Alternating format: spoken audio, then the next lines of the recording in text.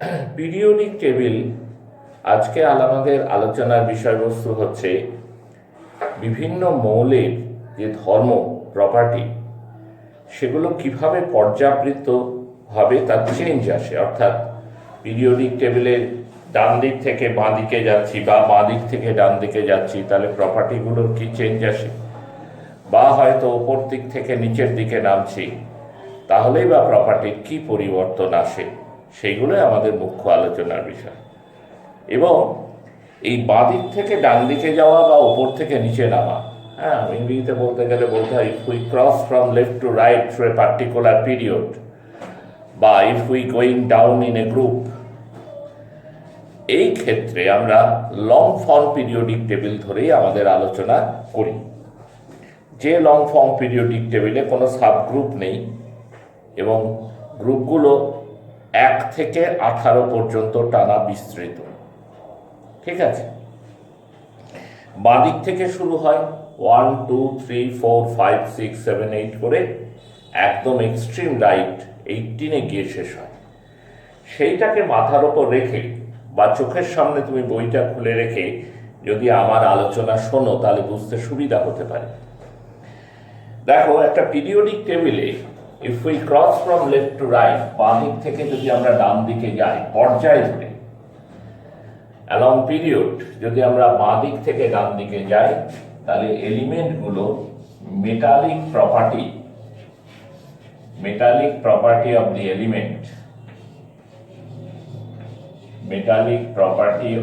Element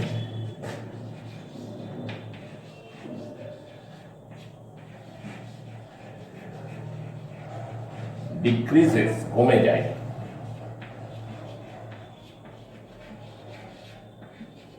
আর non metallic property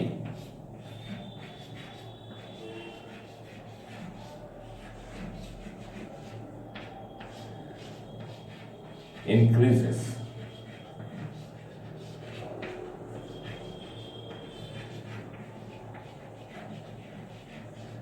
metallic property decrease করে, non metallic property increase করে। ধরো 2 নম্বর পিরিয়ডের কথা ভাবো, lithium, beryllium, boron, carbon, nitrogen, oxygen, fluorine. আমি ইচ্ছাকৃতভাবে ইনার্ট গ্যাসগুলোকে আলোচনার থেকে বাইরে রাখছি। তুমি বাঁদিক থেকে ডান দিকে যাও, দেখো লিথিয়াম, বেরিলিয়াম হচ্ছে metal, boron, carbon, nitrogen, oxygen, fluorine এরা হচ্ছে নন মেটাল।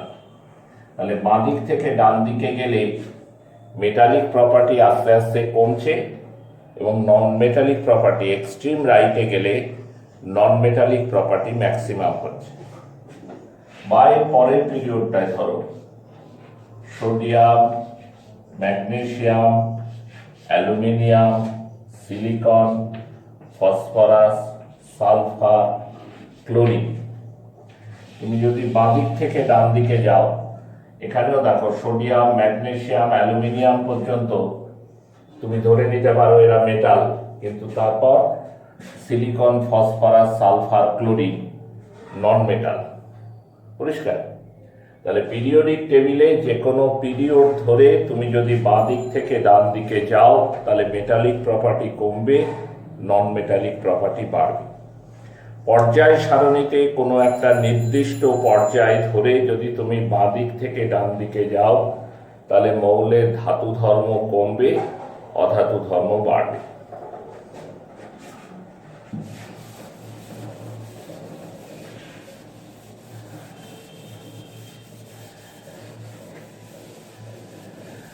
এইবার আসো গ্রুপের কথায়। যে কোনো একটা গ্রুপ ধরে তুমি যদি ওপর দিক থেকে নিচের দিকে now, if you going down in a group, তাহলে কি দেখি জানো?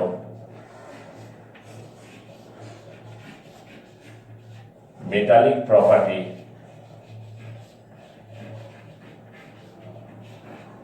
ইনক্রিজেস। যে কোনো গ্রুপ ধরে ওপর থেকে নিচের দিকে গেলে মৌলের ধাতু ধর্ম বাড়ে। If we go down in a group then the metallic property of the element increases. সেটা আমরা গ্রুপ 1 গ্রুপ 2 দিয়ে যদি এক্সাম্পল দিই তাহলে বুঝতে পারবে না অতটা, তবু আমি লিখছি। ধরো গ্রুপ 2 এর এলিমেন্ট শুরু হচ্ছে বেরিলিয়াম, তারপর magnesium, calcium, strontium, barium, radium. তোমাদের এক সময় পড়েছিলাম একটি ক্লাসে যে পিরিয়ডিক টেবিলের 2 নম্বর গ্রুপ হচ্ছে এমন একটা গ্রুপ যেখানে সমস্ত এলিমেন্টগুলোই মেটাল, সব এলিমেন্টগুলোই মেটাল, এরা প্রত্যেকেই মেটাল। রেডিয়াম এরকম গ্রুপ আর পিরিয়ডিক টেবিলে নেই। 1 নম্বর গ্রুপেও সকলে মেটাল আমরা বলতে পারি না, কারণ সেখানে হাইড্রোজেন আছে। হাইড্রোজেনকে তো তোমরা জানো তার পজিশনটা ফিক্সড নয়, তাকে 1-এও রাখা যায়, আবার 17-এও রাখা যায়। তাই গ্রুপ 1-কেও আমরা এই পর্যায়ে আনতে পারি না যে সেখানে সমস্ত মেটাল, একমাত্র গ্রুপ 2-কেই আনতে পারি এবং সেখানে সকলেই মেটাল। রেডিয়াম সম্পর্কে একটা অতিরিক্ত কথা বলি, this is radio active also. এটা হচ্ছে একই সঙ্গে এটা রেডিও অ্যাক্টিভও বটে, this is radio active also. ঠিক আছে, তো যাই হোক, প্রত্যেকেরই মেটালিক প্রপার্টি আছে কম বেশি। ওপর থেকে নিচের দিকে গেলে মেটালিক প্রপার্টিটা বাড়ে, মেটালিক প্রপার্টি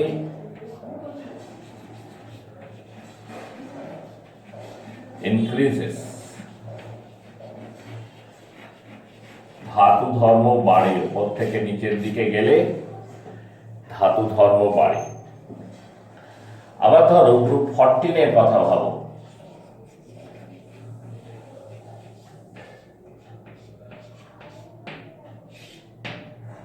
ফার্স্ট এলিমেন্ট হচ্ছে কার্বন, সি। সেকেন্ড এলিমেন্ট হচ্ছে সিলিকন, এসআই। তারপর জার্মেনিয়াম,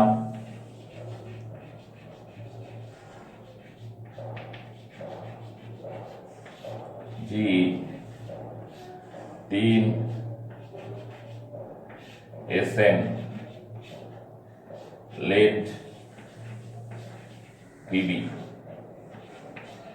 তুমি দেখো এখানে কার্বন এবং সিলিকন এই দুটো হচ্ছে pure non metal.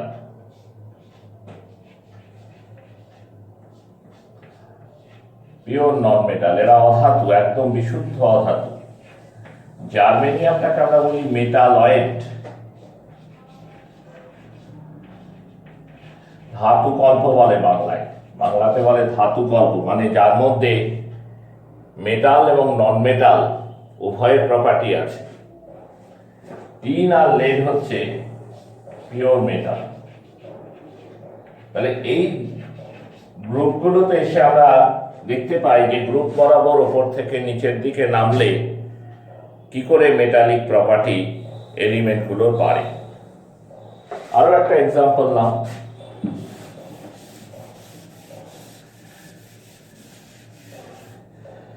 Group 15,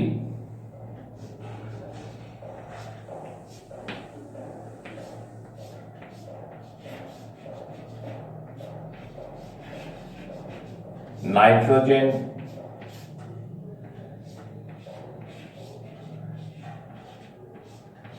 phosphorus,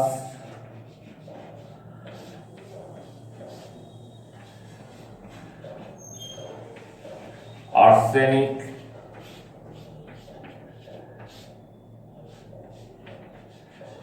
antimony,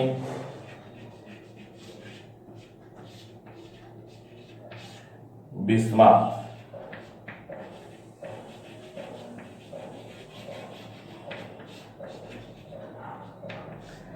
এখানে দেখেন নাইট্রোজেন আর phosphorus they are non metal.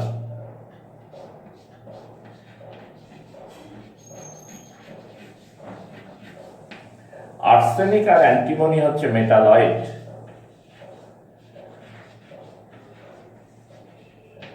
Bismuth হচ্ছে মেটাল।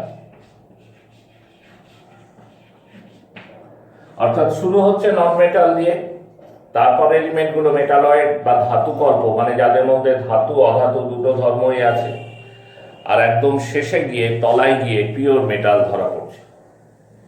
এমনকি গ্রুপ 17-এও তোমরা দেখবে, গ্রুপ 17-এর কথা যদি তোমরা ভাবো, যেটাতে হ্যালোজেন থাকে,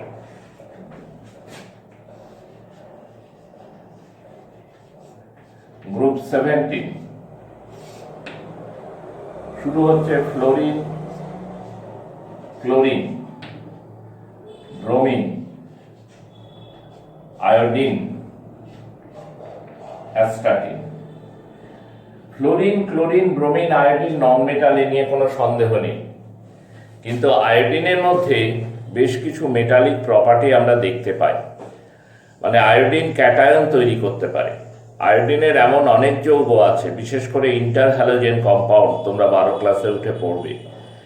ICl, ICl3 এরকম কম্পাউন্ড তৈরি করে। হ্যালোজেনগুলো নিজেদের মধ্যে যুক্ত হয়ে কম্পাউন্ড তৈরি করে। এই কম্পাউন্ডগুলোতে I+ বা I3+ এই সমস্ত আয়ন থাকে, ঠিক আছে? I+ আয়ন, I3+ আয়ন, এই সমস্ত আয়ন থাকে। তার মানে ক্যাটায়ন তৈরি করতে পারে, যেটা মেটালের ক্যারেক্টারিস্টিক। নন মেটাল তো ক্যাটায়ন তৈরি করে না, নন মেটাল বেসিক্যালি অ্যানায়ন তৈরি করে, মেটাল ক্যাটায়ন তৈরি করে। তাহলে আয়োডিন নন মেটাল হলেও এর মধ্যে কিছু মেটালিক প্রপার্টি দেখা যায়। এবং এই যে এটি বা অ্যাস্টানিন, এটি অ্যাস্টানিনের কিন্তু মেটালিক প্রপার্টি আছে। তাহলে যে কোনো গ্রুপে ওপর থেকে নিচের দিকে নামলে আমরা মৌলের মেটালিক প্রপার্টি ইনক্রিজ করছে সেটা দেখতে পাবো। আর পিরিয়ড ধরে যদি বাঁ দিক থেকে ডান দিকে যাই আমরা, তাহলে মেটালিক প্রপার্টি ডিক্রিজ করছে, এটা আমাদের নজরে আসবে।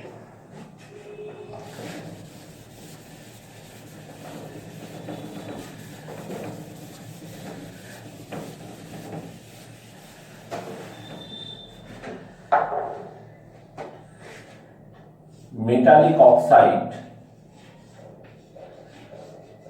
ধাতব অক্সাইড আমরা যেতে বলি,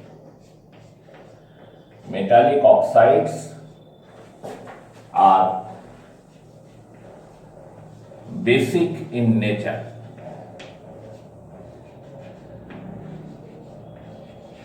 ধাতব অক্সাইডগুলি প্রকৃতিতে ক্ষারকীয়। ক্ষারকীয় কাকে বলে? ক্ষারকীয় অক্সাইড তোমাদের বহু আগে পড়িয়েছিলাম, অক্সাইডের বিভিন্ন ধরনের অক্সাইড। বেসিক অক্সাইড তারাই যাদেরকে জলে দিলে বেস বা ক্ষার তৈরি হয়। যেমন ধরো ক্যালসিয়াম অক্সাইড, যদি জলে দাও you get calcium hydroxide. Non-metallic oxides are acidic in nature.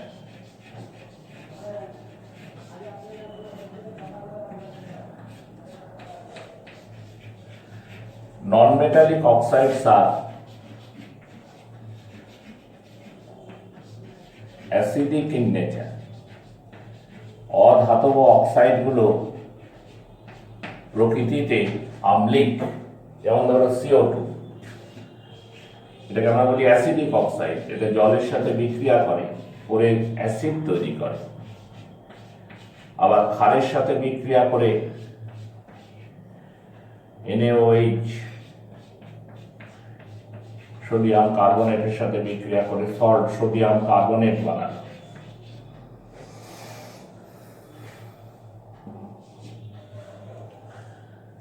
তাহলে ধাতব অক্সাইড হচ্ছে ক্ষারকীয়, অধাতব অক্সাইড হচ্ছে আম্লিক।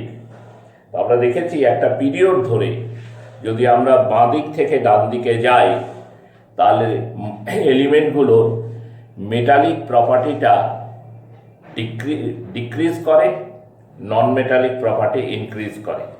আর একটা গ্রুপ বরাবর ওপর থেকে নিচের দিকে নামলে মেটালিক প্রপার্টিটা ইনক্রিজ করে।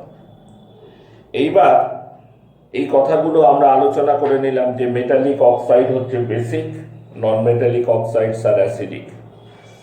তাহলে একটা পিরিয়ড ধরে তুমি যখন বাঁ দিক থেকে ডান দিকে যাবে, তখন এলিমেন্টের অক্সাইডের যে বেসিক ক্যারেক্টার সেইটা ক্রমশ কমবে, অ্যাসিডিক ক্যারেক্টার বাড়বে। একটা পিরিয়ড ধরে বাঁ দিক থেকে ডান দিকে গেলে মেটালিক ক্যারেক্টার কমে। মেটালের অক্সাইডগুলো কি নেচারের আমরা বললাম? Metallic oxides are basic in nature, non metallic oxides are acidic. তাহলে একটা পিরিয়ড ধরে বাদিক থেকে ডান দিকে গেলে অক্সাইডগুলোর বেসিক ক্যারেক্টার কমবে, অ্যাসিডিক ক্যারেক্টার বাড়বে। আবার একটা গ্রুপ ধরে যদি ওপর থেকে নিচের দিকে নামো, তাহলে যেহেতু মেটালিক ক্যারেক্টার ইনক্রিজ করবে, তাই মেটালিক অক্সাইডের বেসিক নেচারটাও কিন্তু বাড়বে। বুঝতে পারলে কথাটা? তাহলে মৌলের অক্সাইডের অ্যাসিডিটি বা বেসিসিটি নিয়ে যদি তুমি আলোচনা করো, তাহলে বলবে if we cross from left to right through a particular period in periodic table, we observe that the basic character of the oxide of the element decreases and acidic property increases.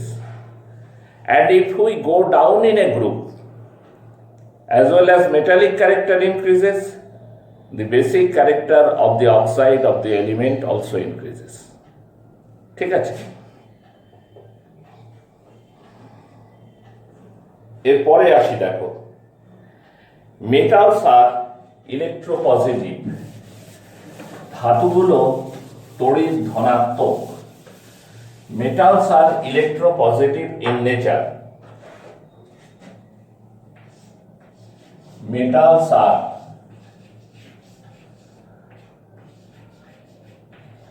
Electropositive. Electropositive মানে হচ্ছে তড়িৎ ধনাত্মক।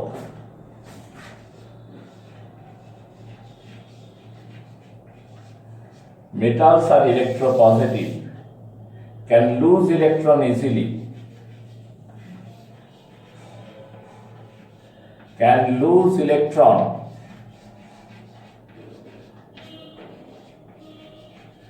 easily and forms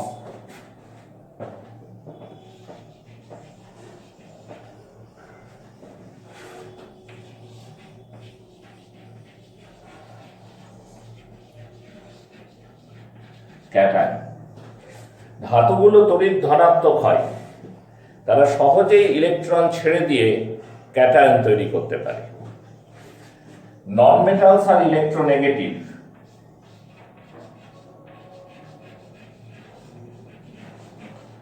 non metals R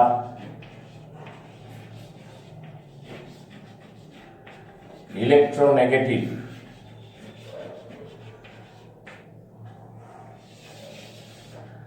They can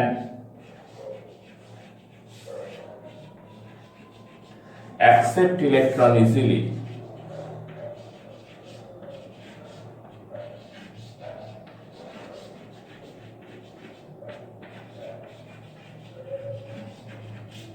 and forms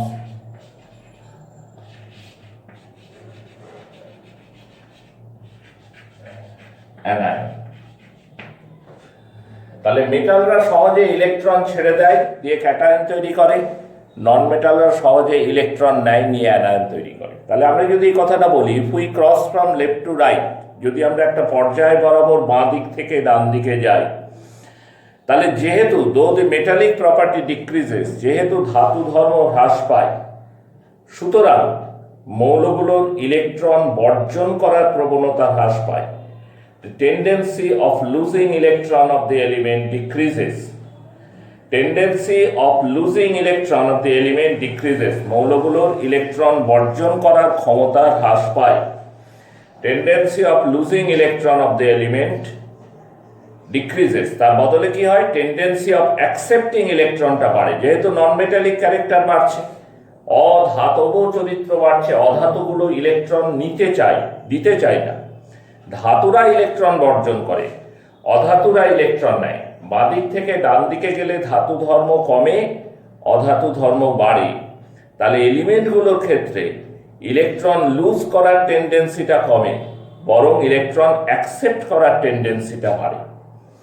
বুঝতে পারছো কথা? আর যদি তুমি একটা গ্রুপ ধরে ওপর থেকে নিচে নামো, তাহলে সেখানে মেটালিক ক্যারেক্টার বাড়ছে, ধাতু ধর্ম বাড়ছে। ধাতু ধর্ম বাড়লে কি হয়?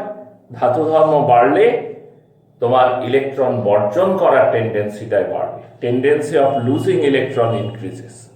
যত মেটালিক ক্যারেক্টার বাড়বে, তত ইলেকট্রন বর্জন করার প্রবণতা বৃদ্ধি পাবে। Tendency of losing electron increases. ইলেকট্রনকে তত সে বর্জন করতে চাইবে। এইবার এখান থেকে তুমি টানো, তুমি তো অক্সিডেশন রিডাকশন জানো। যারা ইলেকট্রন ছেড়ে দেয়, লুজ করে, তারা কি হয়, তারা নিজেরা অক্সিডাইজড হয়। ইলেকট্রন ছেড়ে দেওয়া মানে তো জারণ, অক্সিডেশন। তাহলে মেটালরা সহজে ইলেকট্রন ছেড়ে দিতে পারে, তার অর্থ হচ্ছে মেটালরা সহজে অক্সিডাইজড হতে পারে, মেটাল সহজে জারিত হতে পারে, অক্সিডাইজড হতে পারে। বিপরীত ক্রমে নন মেটাল সহজে ইলেকট্রন নিতে পারে। ইলেকট্রন নেওয়া মানে রিডিউসড হওয়া। তাহলে মেটালস আর ইজিলি অক্সিডাইজড, নিজেরা অক্সিডাইজড হয়, অন্যকে করে না, নিজেরা অক্সিডাইজড হয়, ইলেকট্রন ছেড়ে দিয়ে জারিত হয়, নিজেরা জারিত হয়। আর নন মেটালগুলো ইলেকট্রন নিয়ে বিজারিত হয়, অর্থাৎ নিজেরা বিজারিত হয়। এইবার তুমি পিরিয়ডিক টেবিল ভাবো, বাঁ দিক থেকে ডান দিকে যাচ্ছ, তাহলে এলিমেন্টগুলোর ইলেকট্রন লুজ করার টেন্ডেন্সি কমে ইলেকট্রন অ্যাকসেপ্ট করার টেন্ডেন্সি বাড়ছে। তার মানে ইলেকট্রন এলিমেন্টগুলোর অক্সিডাইজড হওয়ার ট্রেন্ড কমছে, রিডিউসড হওয়ার ট্রেন্ড বাড়ছে। আরেকটু ভাবনাকে এগিয়ে নিয়ে যাও, যারা নিজেরা অক্সিডাইজড হয় তারা অন্যকে রিডিউস করে, আর যারা নিজেরা রিডিউসড হয় সে অন্যকে অক্সিডাইজ করে। তাহলে একটা পিরিয়ড ধরে তুমি বাঁ দিক থেকে ডান দিকে যাচ্ছ, এলিমেন্টগুলো নিজেদের অক্সিডাইজড হওয়ার টেন্ডেন্সি কমছে, রিডিউসড হওয়ার টেন্ডেন্সি বাড়ছে। তার মানে অক্সিডাইজ যে হবে সে হচ্ছে রিডিউসিং এজেন্ট, সে অন্যকে রিডিউস করবে। তাহলে একটা পিরিয়ড ধরে বাঁ দিক থেকে ডান দিকে গেলে এলিমেন্টগুলোর রিডিউসিং ক্যারেক্টার কমছে, অন্যকে বিজারিত করার প্রবণতাটা কমছে, রিডিউসিং প্রপার্টি ডিক্রিজ করছে, বিজারক দ্রব্য হিসাবে তার ক্ষমতাটা কমছে, উল্টো দিকে জারক দ্রব্য হিসাবে তার ক্ষমতাটা বাড়ছে। If we cross from left to right through a particular period, the reducing capability of the element decreases and oxidizing capability of the element increases. মৌলের বিজারণ ধর্ম কমে, জারণ ধর্ম বৃদ্ধি পায়। যত এক্সট্রিম লেফটের মৌল তারা গুড রিডিউসিং এজেন্ট, যত এক্সট্রিম রাইটের মৌল তারা গুড অক্সিডাইজিং এজেন্ট। একটা পিরিয়ড ধরে যদি আমরা বাঁ দিক থেকে ডান দিকে যাই, তাহলে এই রিডিউসিং প্রপার্টিটা, এলিমেন্টের রিডিউসিং প্রপার্টিটা হ্রাস পেয়ে অক্সিডাইজিং প্রপার্টিটা বাড়ে, ইনক্রিজ করে, অক্সিডাইজিং প্রপার্টি বাড়ে। আর যদি তুমি একটা গ্রুপ ধরে ওপর থেকে নিচের দিকে নামো, তাহলে কি হয়? তাহলে যেহেতু এলিমেন্টগুলোর, যেহেতু মৌলগুলোর ধাতু ধর্ম বাড়ে, তাই ইলেকট্রন লুজ করার টেন্ডেন্সিটাও বাড়ে। ইলেকট্রন লুজ করা মানে কি?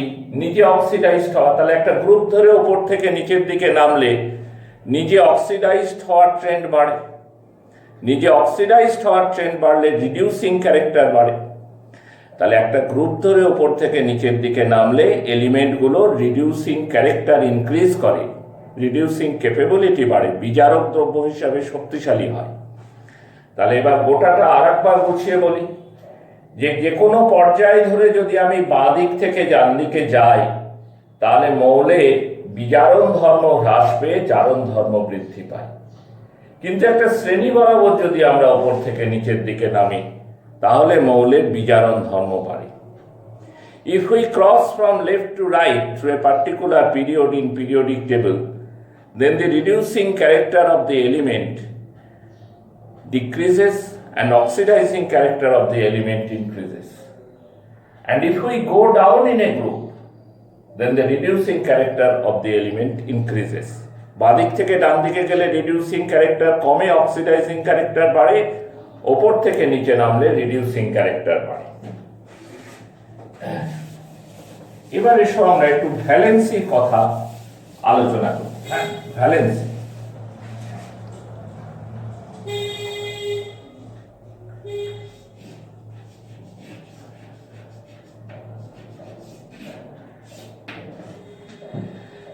দেখো তোমরা ইলেকট্রনিক কনফিগারেশন লিখতে শিখেছো। একটা কথা মনে রাখবে, যে সমস্ত এলিমেন্টের ইলেকট্রন বিন্যাসে আউটার মোস্ট শেলে একটা, দুটো, তিনটে বা চারটে ইলেকট্রন থাকে, if there R 1, 2, 3 or 4 electron in the outermost shell of an atom of element, তাহলে তার ভ্যালেন্সি হবে 1, 2, 3 অথবা 4।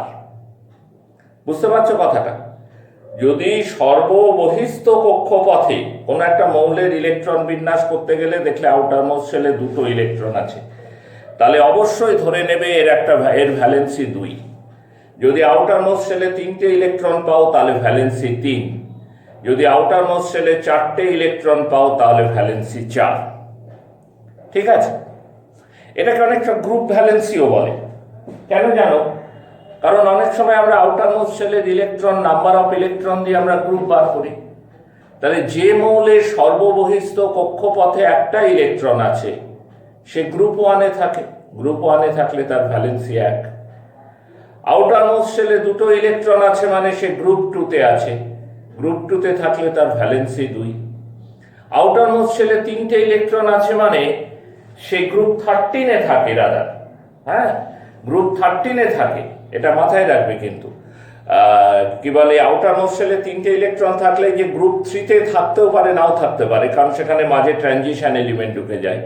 যাই হোক, তার ভ্যালেন্সি 3। 4টে থাকলে ভ্যালেন্সি 4। কার্বনই ধরো না, আউটার মোস্ট শেলে 4টে ইলেকট্রন আছে, 14 নম্বর গ্রুপে বিলং করছে, ভ্যালেন্সি হচ্ছে 4। এগুলোকে কিছুটা গ্রুপ ভ্যালেন্সি বলা হয়। যদি আউটার মোস্ট শেলে 5টা ইলেকট্রন থাকে, যদি আউটার মোস্ট শেলে 5টা ইলেকট্রন থাকে তাহলে 2টো ভ্যালেন্সি দেখায় সে, একটা 5 আর একটা 3। 3 কোত্থেকে এলো? 8 - 5 করে 3 এলো। আউটার মোস্ট শেলে 5টা ইলেকট্রন আছে, তাই ভ্যালেন্সি 5 হবে একটা। যেহেতু 5টা ইলেকট্রন আছে তাই ভ্যালেন্সি হবে 5, এবং আর একটা ভ্যালেন্সি হবে 3। 8 - 5 = 3। 8 - 5 = 3।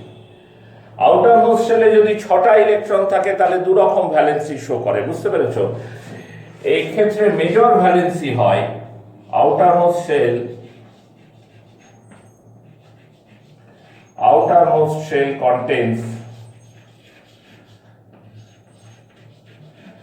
contains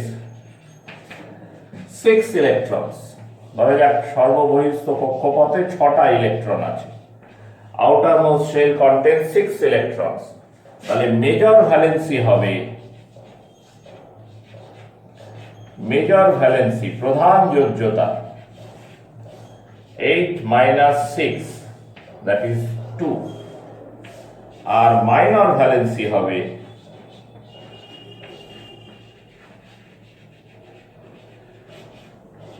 6। মেজর ভ্যালেন্সি হচ্ছে 2 আর মাইনর ভ্যালেন্সি হচ্ছে 6।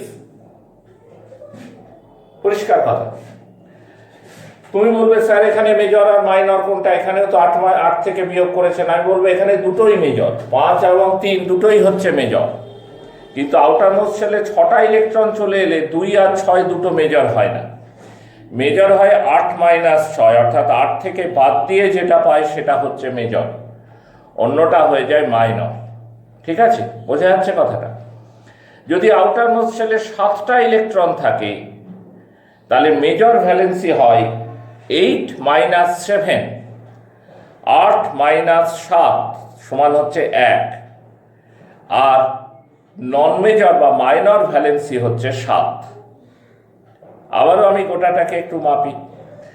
যদি কোনো এলিমেন্টের ইলেকট্রন বিন্যাসে if electronic configuration of element contains 1, 2, 3 or 4 electron in its outermost shell, then the valency of the element is 1, 2, 3 or 4. outermost shell এ একটা ইলেকট্রন আছে মানে ভ্যালেন্সি 1, দুটো আছে মানে ভ্যালেন্সি 2, তিনটে আছে মানে ভ্যালেন্সি 3, চারটে আছে মানে ভ্যালেন্সি 4। 5টা থাকলেই 2 রকম ভ্যালেন্সি পসিবিলিটি চলে এলো। কিরকম পসিবিলিটি? একটা তো 5 হবেই, আর একটা হচ্ছে 8 - 5 = 3। দুটোই মেজর।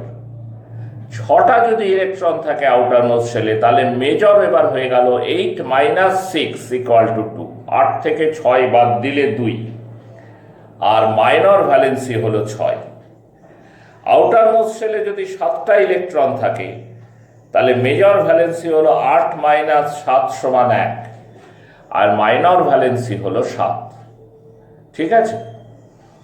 তাই এই যে আলোচনা আমাদের পিরিয়ডিক টেবিলে, আমরা পরের ক্লাসে দেখাবো যে এখান থেকে কি ধরনের কোশ্চেন আসে, কিরকম প্রশ্ন আসে, সেইগুলো আমরা আমাদের নেক্সট ক্লাসে আলোচনা করব। আজকের ক্লাসটা এই পর্যন্তই।